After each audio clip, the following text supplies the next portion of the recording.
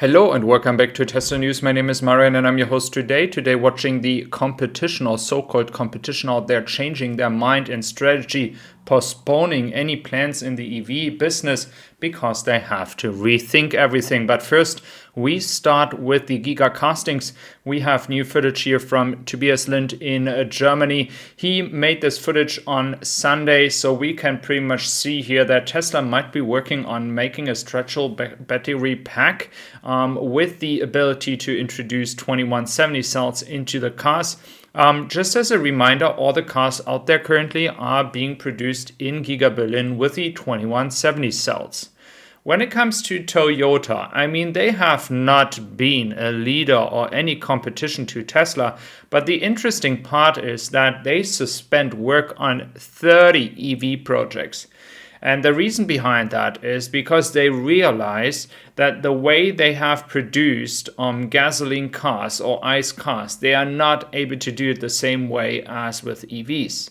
And now I believe we're going to see more and more car makers producing EVs, but then realizing, well, we can produce that car and sell a few, but we are not really making a competitive margin. So this is going to be something where the competition is going to, pretty much lose Tesla here.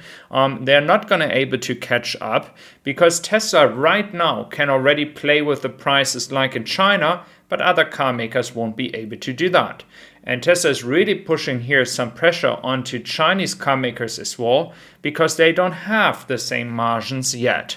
Now, when we look into what we need for batteries like a lithium carbonate, which price is hiked even further now, we can see that it is so important for Tesla that they have already these big contracts all over the place that they made over the past 2 years. And this will really help Tesla to actually have stable costs.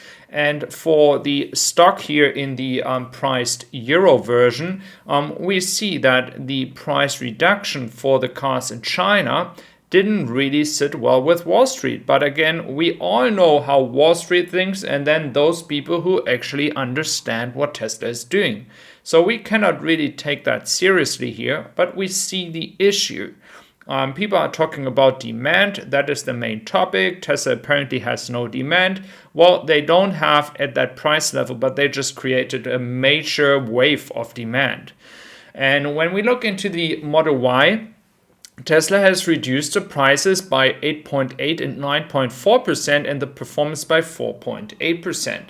Now, the interesting part about that is they were able to reduce the prices by such a high number for the Model Y. And this really shows the competitive advantage of Tesla here. They are really playing the market. They didn't even start with that in the United States and they are gaining momentum over there. And in Europe, they didn't even play with any price reductions yet. So that's going to be fun over the next few years. Now, when prices are changing, of course, people are upset, especially those who received their car like a week before and they could have ordered to a different price. This is seen here in China, a few people demonstrating, being upset about that. People being really price sensitive, which is understandable. So let's see if Tesla is going to deal with that and is going to work a deal out with those people. Now, again, you see it's very interesting. Furthermore, we have the referral program. We have recommended a friend buy a Tesla. You get 3,500 points. If you recommend a friend that has already Tesla buying another Tesla, you receive 7,000 points. You can use them for merchandise, supercharger, etc. But it's not really clear yet how much you actually get for the 3,500 or 7,000 points. That is an interesting point where we still have to wait for feedback. What is actually the turnout here if you refer somebody? Now, the Glovis Supreme is the first ship actually arriving in Barcelona. Hook Copenhagen going to Valletta. Then we have as well Viking Queen Suez Canal Then Glovis Summit moving towards Singapore and RCC Amsterdam as well. And then we could see 2 more ships, the RCC Europe arriving in China. And we have another one currently in the harbor in South Pier, Shanghai. Now, this really looked like a monstrous quarter. I must honestly say, we haven't seen that like this since last year, I must honestly say. So I think there will be many happy customers.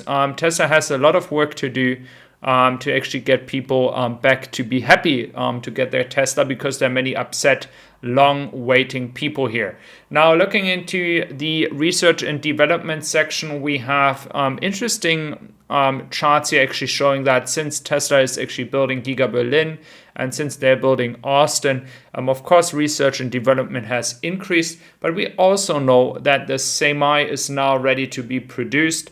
We also know that the Roadster and Cybertruck are still open for production, but Cybertruck will be the next. So there's pretty much only the Cybertruck pretty much is already done. So not so much research is going into that anymore.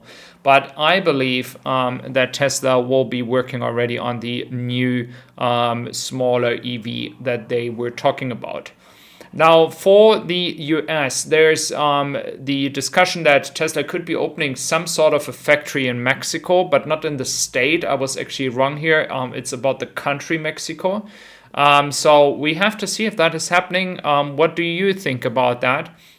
We have Tesla here. I believe Tesla will be able to catch up very quickly. I think Tesla will achieve in the United States, based on the numbers here from the first 3 quarters, the top 3 or top 4 at some point in the next 3 to 4 years. It could be going even faster depending on the car makers out there and their numbers, because many times we see Tesla is increasing their numbers and others are decreasing. So that is also helping to catch them faster than expected. So I think there's a lot of improvements, a lot of plans for the United States. I could even see Tesla moving towards Detroit, going into the competition hub here, building a new factory over there. But again, there is many different areas in the United States being very interesting for Tesla.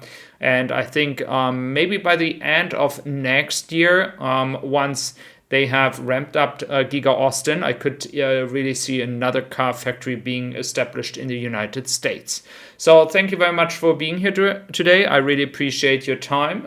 If you're new to my channel, do consider subscribing.